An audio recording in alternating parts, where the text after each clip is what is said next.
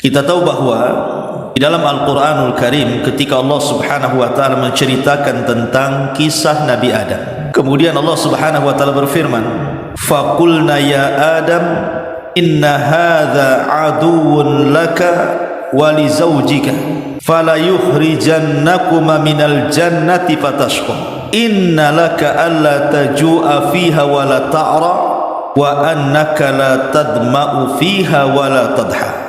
Kami katakan kepada Adam, kata Allah, sesungguhnya ini maksudnya iblis adalah musuh dan musuh pasangan, maka jangan sampai iblis mengeluarkan kalian berdua dari sorga, karena engkau pasti akan celaka. Sungguh ada jaminan untukmu di sana, engkau tidak akan kelaparan dan tidak akan telanjang. Sungguh di sana engkau tidak akan merasa dahaga dan tidak akan ditimpa panas matahari. Perhatikan ayat ini. Allah Subhanahu wa ta'ala mengatakan, selama manusia berada di sorga, selama manusia berada di sorga, Adam dan Hawa, maka dia tidak akan mengalami kecelakaan. Siapapun yang berada di sorga tidak akan mengalami kecelakaan, kebinasaan, kehancuran, tidak mungkin. Tapi ketika manusia kemudian sudah keluar walaupun satu garis saja dari sorga, sudah tidak di dalam sorga, maka dipastikan manusia itu akan mengalami kecelakaan, akan mengalami kebinasaan, akan banyak ujian dan cobaan. Masalahnya saya atau siapapun tidak terlahir di sorga. Kalau kita terlahir di sorga, mungkin kehidupan kita akan nikmat, karena di sorga itu ma la ainun ra'at wala udhunun sami'at wala khatara ala qalbi bashar. Nikmatannya tidak bisa dilihat mata, didengar telinga, terlintas pun tidak bisa, saking nikmat. Tetapi Allah takdirkan kita tidak lahir di sana, tapi kita lahir di dunia. Sementara Allah mengatakan fala yukhrijannakuma minal jannati fatashqa, jangan sampai setan mengeluarkan kalian dari sorga, maka engkau akan binasa di situ. Ma'asyiral muslimat yang dimuliakan Allah Subhanahu wa ta'ala, dari sini kita tahu karena kita tidak terlahir di sorga dan kita terlahir di dunia, dan Allah katakan kepada Adam, kalau engkau sampai keluar dari sorga kau akan binasa, maka dunia bukan sorga. Dunia itu darul bala, tempat kita akan dapat macam-macam ujian di dalamnya. Ma'asyiral muslimat yang dimuliakan Allah Azza wa Jalla, akan tetapi walaupun Allah Subhanahu wa ta'ala katakan laqad khalaqnal insana fi kabad, sungguh Allah Subhanahu wa ta'ala menciptakan manusia ini fi kabad, dalam kondisi susah payah. Ketika kita berada di perut ibu kita saja sudah susah tuh, bahkan nyusahin orang tua. Dibuatnya orang tua tidak bisa tidur, tidak bisa nyenyak, sakit, susah jalan, susah baring, dan begitu seterusnya, bahkan susah makan, mual. Ketika kita lahir nyusahin lagi. Ketika kita sudah beranjak menuju remaja, susah lagi kita, karena kita perlu pendidikan, perlu makan, besar sedikit perlu bekerja, besar sedikit perlu nikah dan ingin punya anak, besar sedikit banyak penyakit dan musibah, dan begitu seterusnya. Manusia itu terlahir seperti itu fi kabad. Tetapi bukan berarti Allah Subhanahu wa ta'ala ketika memberikan ujian kepada kita supaya kita susah terus, tidak. Karena ujian yang Allah berikan kepada kita itu tidak banyak, sedikit. Lebih banyak senangnya sebenarnya kalau kita mau berfikir. Karena coba kita renungkan sedikit ya, kadang Allah Subhanahu wa ta'ala membuat kita menangis. Kenapa? Agar kita kelak bisa tertawa. Atau terkadang Allah Subhanahu wa ta'ala menimpakan kepada kita berbagai macam musibah. Untuk apa? Supaya kelak kita bisa bahagia. Atau terkadang Sengaja Allah Subhanahu wa taala membuat kita lapar, kita haus, untuk supaya belajar bagaimana cara bertahan hidup, sehingga kita diajarkan bagaimana cara bekerja. Kalau kita tidak pernah lapar, mungkinkah seseorang bisa bekerja? Tidak. Dibuat dulu lapar, baru kemudian kita akan mencari cara bagaimana cara bertahan hidup, akhirnya bekerja, kemudian menjadi orang sukses dalam bekerja. Atau dibuatnya kita tidak paham akan sebuah permasalahan, rupanya supaya Allah Subhanahu wa taala memberikan pelajaran kepada kita supaya kita belajar. Dengan ketidakpahaman itu akhirnya kita mencari-cari tahu, bertambahlah pengetahuan. Atau mungkin mengambil sesuatu yang paling disukai. Sengaja Allah Subhanahu wa taala mungkin mengambil anak kita,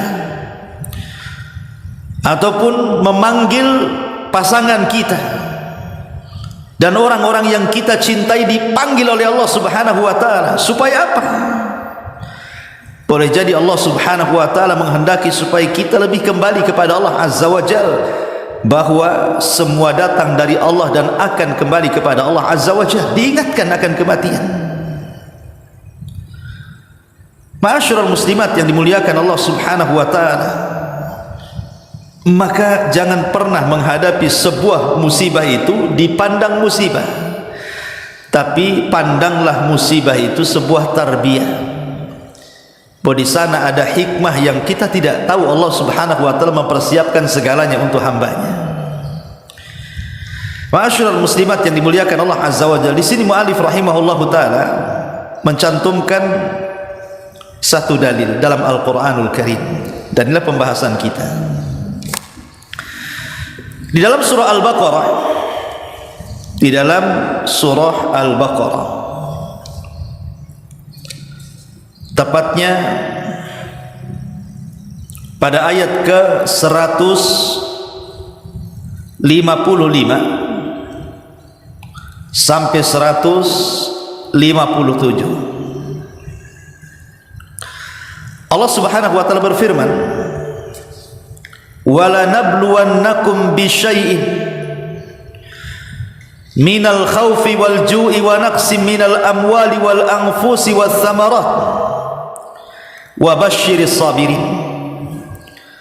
alladzina idza asabathum musibatun qalu inna lillahi wa inna ilaihi raji'un ulaika alaihim salawatu min rabbihim wa rahmah wa ulaika humul muhtadin wa ulaika humul muhtadun."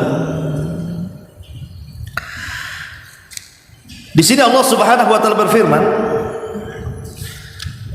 dan kami pasti akan menguji kamu dengan sedikit ketakutan, kelaparan, kekurangan harta, goncangan jiwa, diuji dengan buah-buahan, dan sampaikanlah kabar gembira kepada orang-orang yang sabar. Orang-orang yang apabila ditimpa musibah, mereka berkata, "Inna lillahi wa inna ilaihi raji'un." Sesungguhnya kami milik Allah dan hanya kepadanya lah kami akan kembali. Mereka itulah orang-orang yang memperoleh ampunan dan rahmat dari Tuhannya, dan mereka itulah orang-orang yang mendapatkan petunjuk. Perhatikan dalam ayat ini,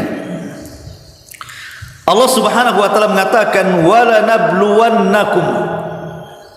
Sungguh-sungguh kami akan menguji kalian. Lam di sini adalah lam taukid, artinya pasti dan pasti kami akan memberikan ujian kepada kalian. Bu, jangan lagi sekelas kita, sekelas para nabi saja diuji. Nabi Nuh alaihi salatu wassalam 950 tahun berdakwah, tidak ada satupun kaumnya yang beriman kecuali sedikit. ujian. Bahkan cenderung kaumnya mengejek-ejek Nabi Nuh alaihi salatu wassalam. Nabiullah Ibrahim alaihi salatu wassalam harus dilempar ke dalam api. Kalaulah bukan karena Allah kemudian mukjizat yang Allah anugerahkan kepada Ibrahim, tentu Ibrahim sudah mati dimakan api itu. Dan itu ujian. Nabi Yusuf alaihi salatu wassalam harus dicelakakan saudaranya, dimasukkan ke dalam sumur yang bisa saja Nabi Yusuf mati dalam sumur itu. Bahkan ketika sudah besar dia dimasukkan ke dalam penjara, bertahun-tahun di penjara. Kalau bukan karena pertolongan Allah, maka dia tidak akan pernah keluar dari penjara. Siapa lagi? Nabi Ayub diuji oleh Allah Subhanahu wa taala dengan berbagai macam ujian, mulai dari kehilangan hartanya, kehilangan anak-anaknya, sampai kepada penyakit yang dideritanya 18 tahun lamanya, sampai dijauhi manusia dan tidak mau mendekat kepadanya. Ujian yang luar biasa Nabi Ayub alaihi salatu wassalam. Nabi Musa alaihi salatu wassalam dihadapkan kepada kaum yang keras hatinya. Thumma qasat qulubuhum, hati mereka keras sekali. Didatangkan berbagai macam mukjizat, beriman sesaat, kufur lagi. Bahkan sampai kemudian mereka melucuti kehormatan Musa, sampai Nabi mengatakan rahimallah akhu Musa udhiya katsiran fasabara. Semoga Allah merahmati saudaraku Musa, banyak kalilah ujian dia dari Allah, tapi dia Nabi yang sabar. Maryam atau Isa bin Maryam dikejar-kejar tentara Romawi dan akan dibunuhnya.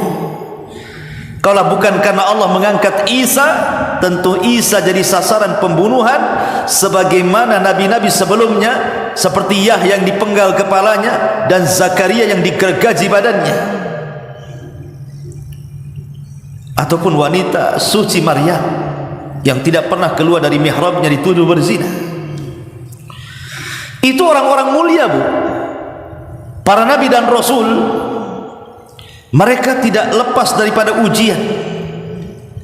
Karena Allah mengatakan wala nabluwannakum, pasti kami akan menguji kalian. Tidak nabi, tidak umatnya, tidak laki-laki, tidak perempuan, tidak orang dewasa, tidak anak kecil, tidak kafir, tidak mukmin, tidak yang tinggal di desa, tidak yang tinggal di kota.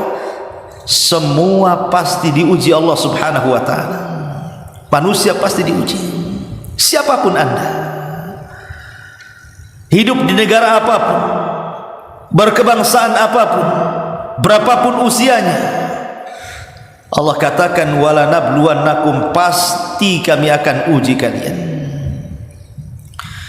Tentu sebuah ujian,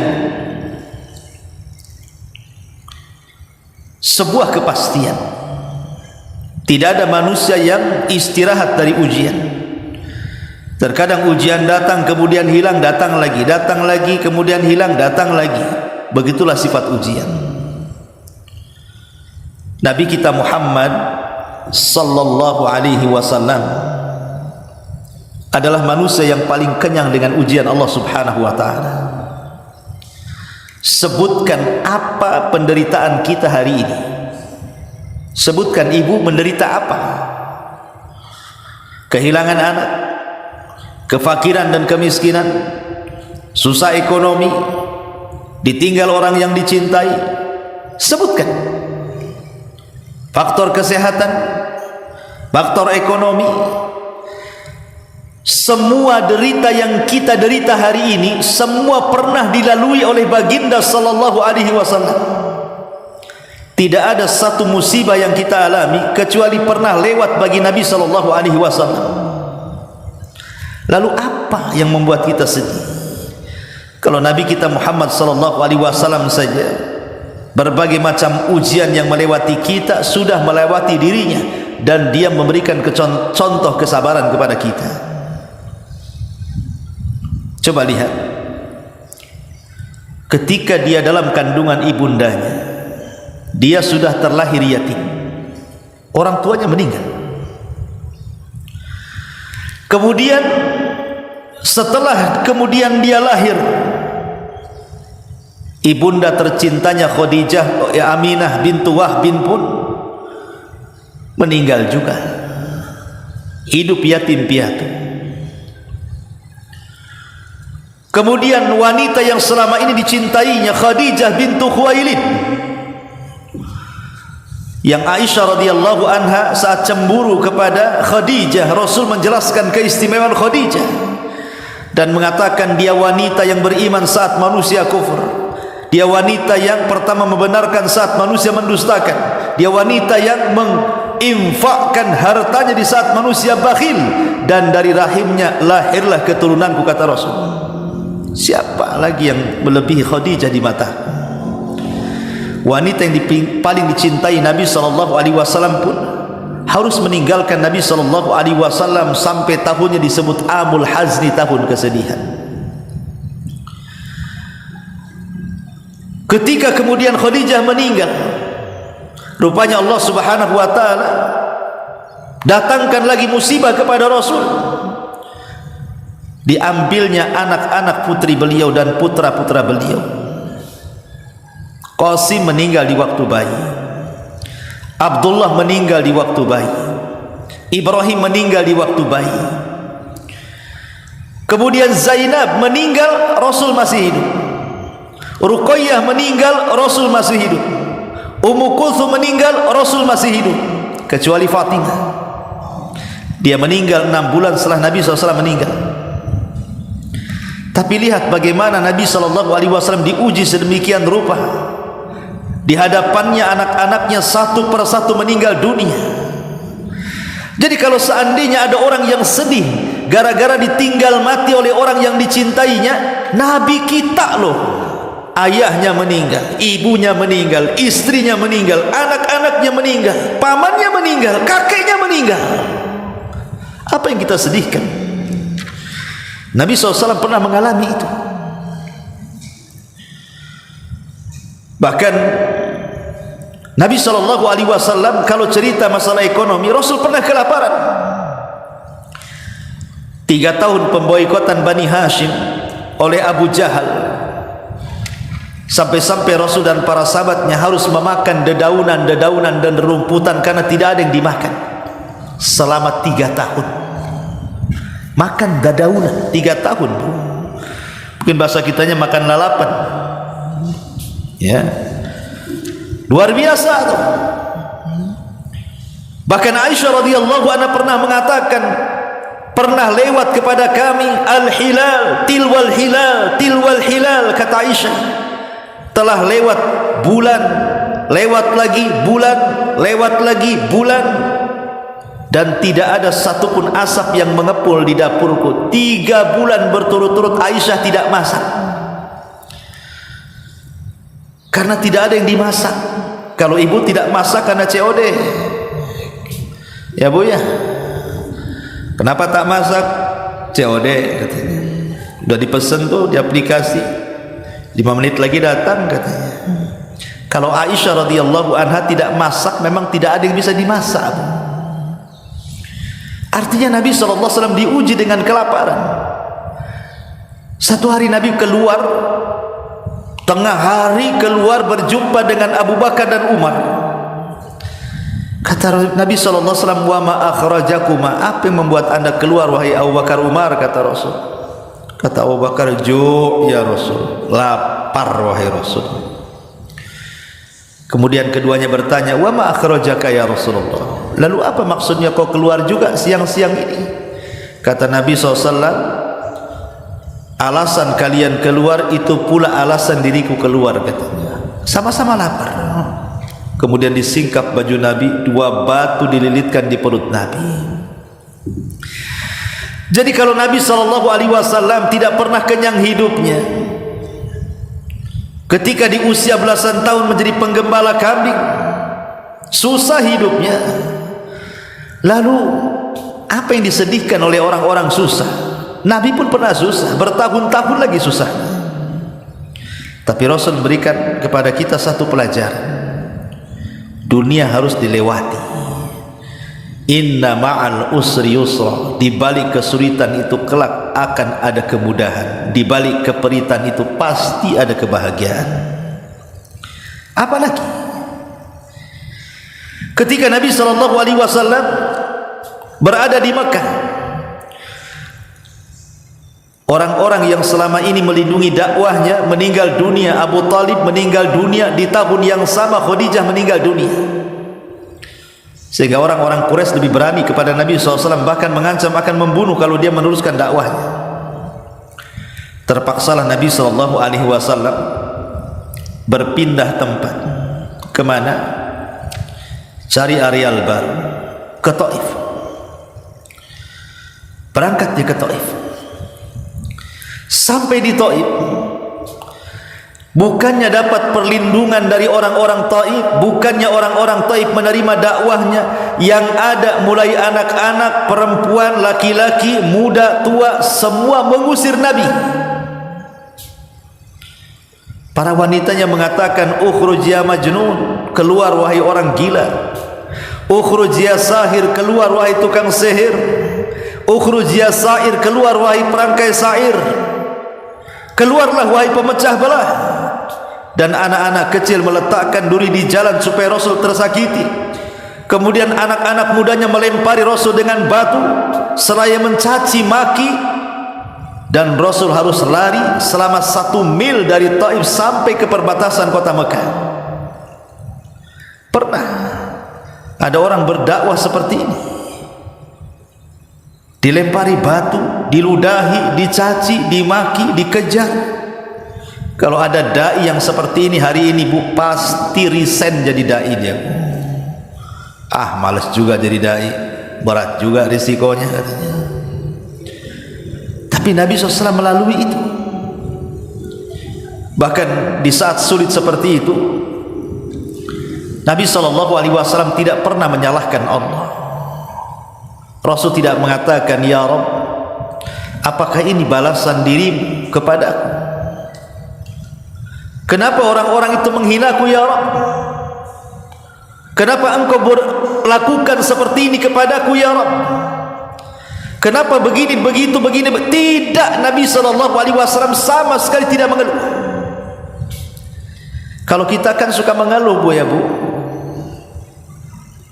Ya, kadang-kadang suami telat sikit saja ngasih uang bulanan, merepet luar biasa.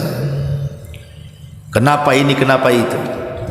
Ada apa ini, ada apa itu? Kemana ini, kemana itu? Macam-macam pertanyaannya. Tapi Nabi SAW mengajarkan satu perkataan yang luar biasa saat kesulitan dia. Dia mengatakan, Allahumma ilaika ashku dha'fa quwwati wa qillata hilati wa hawani 'alan nas.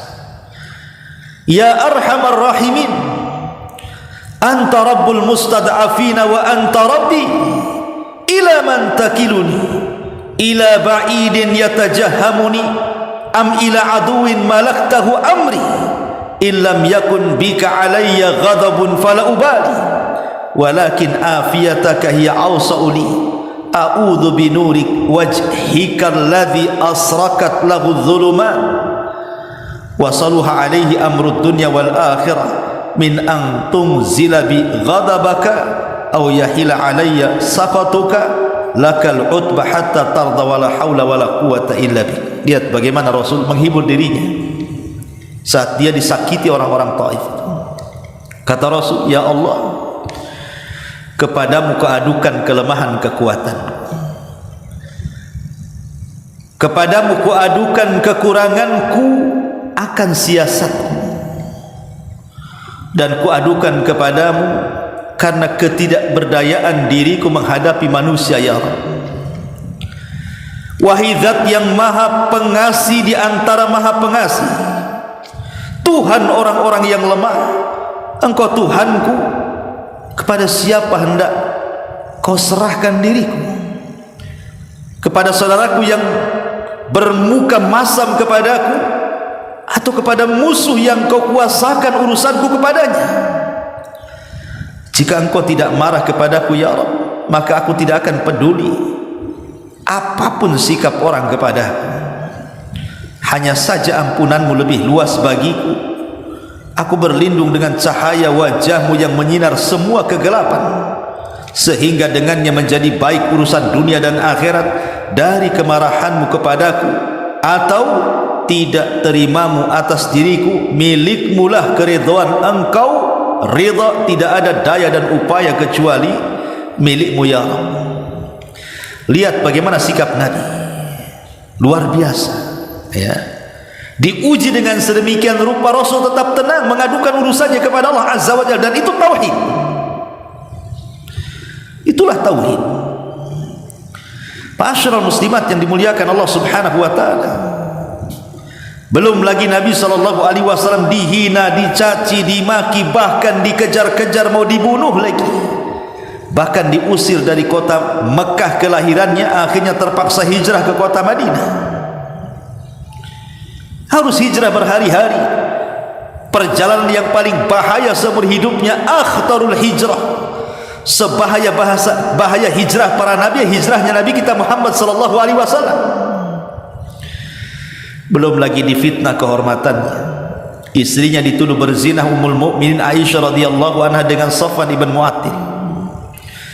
Belum lagi di hadapannya teman-temannya dibantai seperti keluarga Ammar ibn Yasir, habis dibantai Abu Jahal. Sumayyah mati di tangan Abu Jahal, Yasir mati di tangan Abu Jahal, tinggal Ammar ibn Yasir anaknya. Dan itu disaksikan Nabi SAW bagaimana para sahabatnya disiksa sedemikian rupa. Belum lagi selama dakwahnya, berbagai macam rintangan, tantangan, halangan, macam-macam dihadapi Nabi SAW. Seolah-olah sejak diangkat menjadi Nabi sampai wafatnya Rasul tidak pernah punya ketenangan. Ya, karena kita tahu bahwa Allah Subhanahu wa taala hendak memberikan contoh kepada kita lewat nabinya. Beginilah cara kita menghadapi ujian dari Allah Subhanahu wa taala. Makanya apa yang membuat kita sedih? Susah ekonomi, Rasul pernah fakir. Sedih gara-gara orang yang kita cintai meninggalkan, mati kita, Rasul pernah ditinggal mati keluarganya. Apalagi dicaci maki orang, Rasul lebih dicaci maki lagi, dikatakan gila, dikatakan tukang sihir, dikatakan dukun. Apalagi sebutkan. Tapi kita tidak pernah mengalami apa yang dialami Nabi kan. Saya selama jadi dai berdakwah tidak pernah diludahi orang, tapi Nabi pernah diludahi orang. Dicaci maki bolehlah, tapi bagaimana manusia menuduh Rasul dukun, tukang santet? Alhamdulillah sampai sekarang saya belum ada orang yang mengatakan saya dukun. Apalagi sampai dilempar batu, apalagi dikejar-kejar mau dibunuh gara-gara berdakwah. Alhamdulillah saya tidak pernah mengalaminya. Tapi lihat Nabi SAW demikian luar biasa ujiannya. Untuk siapa kalau bukan untuk kita sebagai umatnya? Makanya Allah mengatakan walaqad na'lamu annaka yadiku sadruka bima yaqulun, dan kami sungguh mengetahui bahwa dadamu wahai Muhammad menjadi sesak dan sempit sebab ucapan manusia kepadamu. Tapi Allah mengatakan wasbir ala ma yaqulun, dan bersabarlah terhadap apa yang mereka ucapkan. Wasbir kama sabara ulul azmi minar rusul, maka bersabarlah engkau Muhammad sebagaimana kesabaran ulul azmi dari kalangan para rasul. Mereka lebih dulu diuji dibandingkan dirimu, maka sama juga kepada kita, sabarlah sebagaimana Rasul SAW sabar. Itu maksudnya. Ma'asyiral muslimat yang dimuliakan Allah Azza wa Jalla, di sini Allah Subhanahu wa taala mengatakan wala nabluwannakum bisyai'in, dan sungguh kami akan uji kalian bisyai'in, dengan sedikit. Yang diuji itu sedikit, yang banyak itu Allah berikan kesenangan kepada kita. Cuman kalau ibu cerita seolah-olah ibu itu lebih banyak diuji dibandingkan diberikan nikmat kan? Setiap ketemu dengan ibu cerita susah lagi, besoknya ketemu cerita susah lagi, Besoknya ketemu cerita susah lagi. Kapan cerita senangnya, Bu? Padahal kesusahan yang Allah berikan kepada kita itu sedikit, tapi kita seolah-olah banyak pula susahnya. Kenapa? Karena tidak bersyukur. Ya. Kemudian Allah mengatakan, minal khawfi wal ju' wa naqsim minal amwali wal anfusi wal thamarat wa basyiris sabirin alladzina idza asabathum musibatun qalu inna lillahi wa inna ilaihi raji'un. Di sini Allah Subhanahu wa taala menyebutkan 5 perkara. Inilah yang membuat orang itu tidak bisa tenang hidupnya. 5 perkara inilah yang membuat orang stres, yang membuat orang gundah gulana, yang membuat orang bingung dan tidak bisa berfikir. Padahal 5 perkara ini ujian dari Allah Subhanahu wa taala bagi hamba-hambanya. Apa itu? Pertama, minal khaufi. Kami akan uji kalian dari sedikit perasaan takut. Takut menghadapi masa depan, takut menghadapi masalah yang sedang dihadapi di depan, memikirkan yang telah berlalu sehingga tumbuh rasa takut. Dikejar-kejar hutang, dikejar-kejar musuh, dibayang-bayang bencana, takut. Ya. Inilah yang membuat orang tidak tenang, kan, Bu? Rasa takut yang berlebihan. Macam mana esok hari, macam mana minggu depan, bulan depan, tahun depan, macam mana anak saya, macam mana suami saya, macam mana usaha saya, macam-macam dipikirkan, timbullah rasa takut. Atau menghadapi masalah yang sedang ibu hadapi hari ini. Macam mana kalau tidak bisa keluar dari masalah ini? Macam mana kalau tidak ada solusinya? Macam mana kalau ini itu. Takut akhirnya. Takut yang berlebihan. Karena takut itu ada 2 macam, Bu. Ada takut batin, ada takut zahir. Takut zahir itu takut badan. Badannya takut kena penyakit, badannya takut diserang penyakit, makanya kemudian harus steril, cuci tangan, ini itu karena takut terserang penyakit. Ada juga takut batin. Nampak aja sehat, Bu, Masya Allah, kalau dari jauh jalannya tegap, harum, bajunya bagus, nampaknya santai, senyum-senyum, rupanya hatinya paling bingung tuh. Ketika jalan nampak gitu ya, kok lunglai jalannya, kok enggak fokus, tiang listrik kena tabrak dia, kaki pula kesenggol batu hampir jatuh. Ya, nampak zahirnya sehat tapi batinnya tidak sehat. Lah, ada orang-orang yang diuji dengan perasaan takut. Kemudian yang kedua, walju ataupun kelaparan. Terjadi paceklik, susah ekonomi, susah cari kerja, mikir apa yang akan dimakan. Atau mungkin sebaliknya, dia kaya, dia banyak duitnya, dia sanggup memberi makanan dengan berbagai macam lauknya, tapi tetap saja Allah buat lapar. Kenapa? Tidak ada yang bisa dimakan. Makan ini kolesterol, makan ini darah tinggi, makan ini asam urat, makan ini sesak dada. Akhirnya lapar juga, kan? Padahal ada makanan tuh. Jadi satu sisi ada yang diuji oleh Allah Azza wa Jalla, betul-betul lapar, tidak ada yang dimakan. Memang tidak ada duit, tidak ada pekerjaan. Ya, makannya asi Indomie, siang Indomie, malam Indomie, yang keluar Indomie lagi. Kan itu kadang-kadang kan, nggak ada nasi dimakan itu, asi mie goreng saja. Tapi ada orang yang subhanallah uangnya banyak, boleh jadi satu warung Padang itu bisa diborong dia tuh lauk pauknya, tapi tidak ada yang bisa dimakan karena banyak penyakit tuh. Dua-duanya ujian. Lapar ya ujian, kebanyakan uang tidak bisa makan juga ujian. Itulah yang disebut dengan walju namanya, rasa lapar. Ya. wa naqsim minal amwal, ataupun kekurangan harta.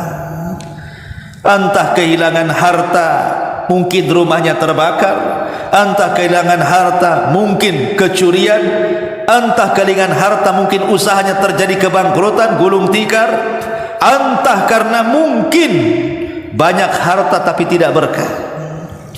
Hartanya banyak tidak berkah, masih kurang saja hidupnya itu, Bu. Kan ada tuh orang nampaknya kaya tapi kayaknya dia paling miskin tuh. Tapi ada orang yang nampaknya miskin, dia pula nampak kaya. Terkadang ujian kayak gitu tuh. Ataupun wal anfus, kematian. Jiwanya diuji. Diuji dengan kematian, baik kematian dirinya atau kematian orang-orang yang dicintai. Ataupun mungkin diuji jiwanya dengan berbagai macam penyakit, sabar atau tidak dia menghadapinya.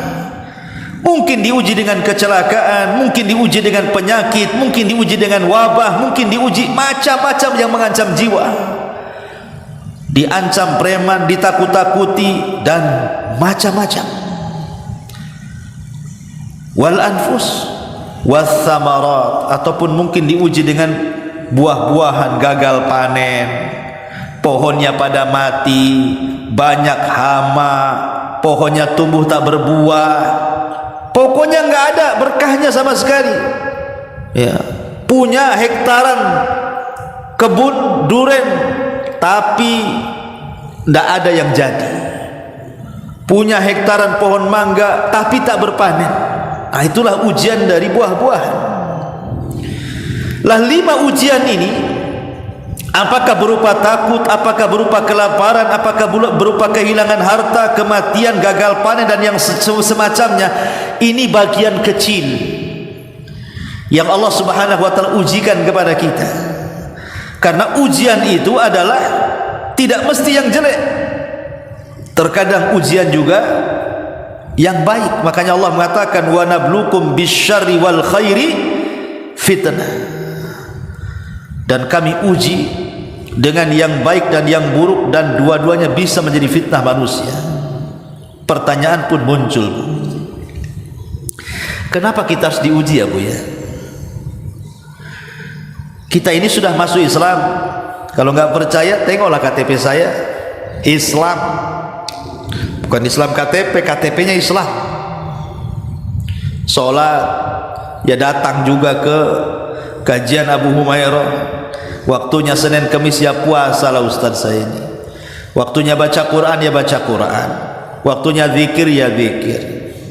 Tapi kenapa ya saya masih banyak diuji gitu? Padahal saya sama dengan yang lainnya. Yang lain sholat malam, saya pun sholat malam kok. Yang lain sholat wajib, saya pun sholat wajib. Yang lain sedekah, saya juga sedekah. Apa bedanya saya dengan dia? Tapi saya lihat dia kok senyum saja, saya kok murung saja. Padahal sama aja ibadah saya dengan dia. Kenapa saya diuji dia tidak? Ada pertanyaan kayak gitu tuh. Jawabannya Allah mengatakan dalam Al-Quran, ahasiban nas an yutraku an yaqulu amanna wa hum la yuftanun. Apakah manusia mengira bahwa mereka akan dibiarkan hanya dengan mengatakan kami telah beriman kemudian mereka tidak diuji? Tidak. Walaqad fattannal ladzina min qablihim fala ya'lamanna Allahu alladzina sadaqu wala ya'lamannal kadzibin. Dan sungguh kami telah menguji orang-orang sebelum mereka, maka Allah pasti mengetahui orang-orang yang benar dan pasti mengetahui orang-orang yang dusta. Maksudnya begini Bu, sekarang kalau ibu sholat, tetangga sholat, ibu sholat malam, tetangga sholat malam juga, ibu baca Quran, tetangga juga baca Quran, ibu zikir, tetangga juga zikir, ibu datang ke majelis ta'lim, tetangga juga datang ke majelis ta'lim. Untuk membedakan ibu dengan dia itu macam mana caranya Bu? Supaya ibu beda. Jadi solatnya ibu dengan solatnya dia, macam mana cara bedakannya? Puasa ibu dengan puasa dia, bagaimana cara membedakannya? ibu hadir di majelis taklim dengan dia hadir di majelis taklim itu macam mana cara membedakannya? Cara membedakannya ketika Allah berikan ujian kepada kita. Baru di situ nanti terbedakan tuh, oh solat saya beda dengan solat dia, puasa saya beda dengan puasa dia, hadirnya saya di majelis taklim beda dengan hadirnya dia di majelis taklim, zikirnya saya beda dengan zikir dia. Dengan ujian itu terbedakan antara kita dengan mereka. Disitulah Allah menguji supaya Allah tahu siapa di antara ibu yang riya, siapa yang ikhlas, siapa yang benar keimanannya, siapa yang dusta keimanannya, siapa yang bohong-bohongan, siapa yang serius, siapa yang karena Allah, siapa yang bukan karena Allah, siapa yang ini, siapa yang itu. Dengan ujian itulah tersingkap mana yang berjalan di atas kebenaran dan mana yang berjalan di atas kedustaan. Itulah fungsinya ujian di sini. Kalau ibu tidak diuji, ya macam mana nguji solat ibu tuh? Dengan ada ujian disitulah ibu teruji solatnya, ibu teruji zikirnya, baca Qur'annya, ibadahnya teruji di situ. Apakah ibadahnya itu bisa menenteramkan hati, lebih mendekatkan diri kepada Allah, ataukah tidak? Dikasih ujian. Rupanya banyak orang yang ahli ibadah tumbang dengan ujian. Sekali diuji sudah tidak solat lagi, sudah tidak baca Quran lagi, sudah tidak zikir lagi, tidak lagi hadir di majelis taklim. Berarti terbedakan ibu ibadah karena siapa tuh? Itulah kenapa kita perlu diuji, supaya teruji ibadah kita ini. Ma'asyiral muslimat yang dimuliakan Allah Azza wa Jalla, dan perlu diketahui bahwa ada rahasia besar kenapa kita harus bersyukur kita ini diuji. Ya, ma'asyiral muslimat yang dimuliakan Allah Subhanahu wa taala, Adam di sorga dengan Adam di dunia, bagus mana? Bagus Adam di dunia. Karena di dunia Adam kemudian bermaksiat dan Allah Subhanahu wa taala ampuni dosanya, dan Allah angkat dia menjadi orang yang paling mulia. Innallaha astafa Adam. Allah jadikan dia orang pilihan. Kalau di sorga tidak jadi orang pilihan. Artinya bahwa ketika orang diuji oleh Allah terkadang akan jauh lebih baik lagi, seperti Adam. Di sorga nggak ada ujian, tapi ketika dia keluar dari sorga dan ke dunia, nampak ujiannya dan ia lolos dari ujian sehingga Allah pilih menjadi makhluk terbaik. Innallaha astafa Adam. Allah pilih Adam. Begini Bu ya, tidak semua ujian itu jelek, karena terkadang ujian itu disebut satu nafas dengan ampunan. Ujian itu disebut satu nafas dengan ampunan. Ampunan dari Allah Subhanahu wa taala. Terkadang kita banyak dosa Bu, susah mau tobat, mau istighfar. Akhirnya makin tumpul-tumpullah dosa kita ini, karena berdosa tapi tak mau tobat, berdosa tapi tak mau istighfar. Lah terkadang datangnya ujian itu disebut satu nafas dengan ampunan. Contoh umpamanya hadis Abu Hurairah radhiyallahu anhu, Nabi SAW mengatakan, ma yazalul bala bil mu'mini wal mu'minati fi nafsihi wa waladihi wa malihi hatta yalqallah wa ma alaihi khati'ah. Kata Nabi, ujian selalu bersama dengan orang-orang laki-laki yang beriman dan juga perempuan yang beriman, baik dalam dirinya, baik ujian itu pada anak-anaknya, baik ujian itu pada hartanya, sampai dia berjumpa dengan Allah dalam keadaan tidak mempunyai satu pun kesalahan, karena dikikis dengan ujiannya. Ingat, ujian itu selalu disebut satu nafas dengan ampunan. Bersyukurlah kalau diuji, hakikatnya menggugurkan dosa kita.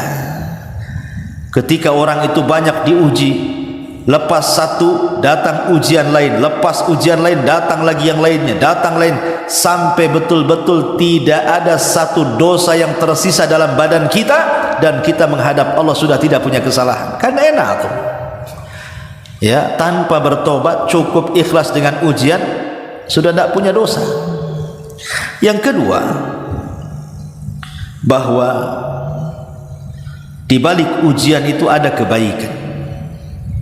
Nabi mengatakan, man yuridillahu bihi khairan yusib minhu. Barang siapa yang diinginkan oleh Allah kebaikannya, maka Allah akan mengujinya. Barang siapa yang Allah kehendaki kebaikan pada hidupnya, pasti Allah akan mengujinya. Artinya ujian itu disebut satu nafas dengan datangnya kebaikan dari Allah.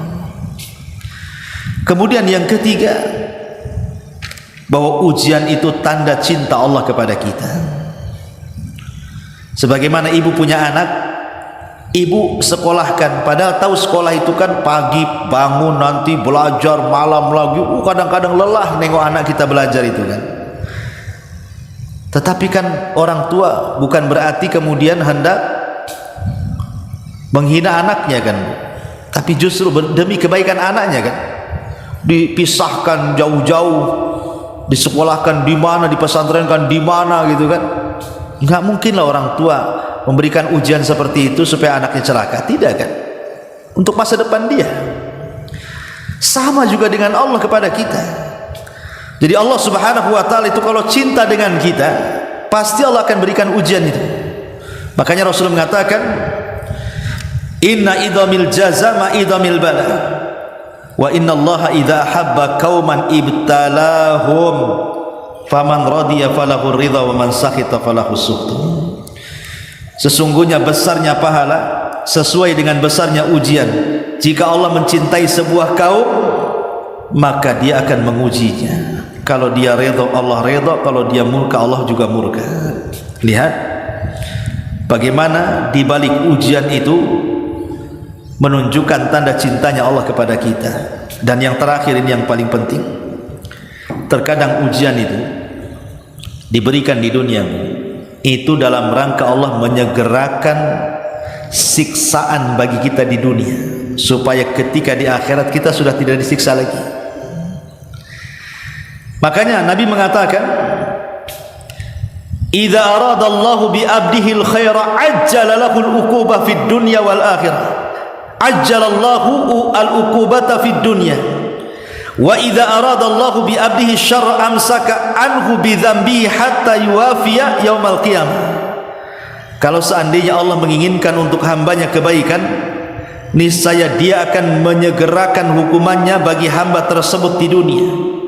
Namun jika Allah menginginkan kejelekan untuk seorang hamba, niscaya Allah akan menahan dosa-dosanya sampai terkumpul dan akan dibalaskan dengan sempurna kelak pada hari kiamat. Na'udzubillah.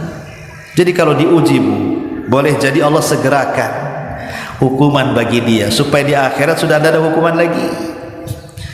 Tapi kalau bagi orang yang tidak dikehendaki kebaikan, Allah sengaja Allah biarkan tuh, nggak dihukum di dunia, tapi nanti dihajar di akhirat. Na'udzubillah. Oleh karena itulah maka inilah diantara sedikit keterangan dari surah Al-Baqarah ayat 155 sampai 157 ya, tentang mengembalikan ujian ini kepada Allah Subhanahu wa ta'ala.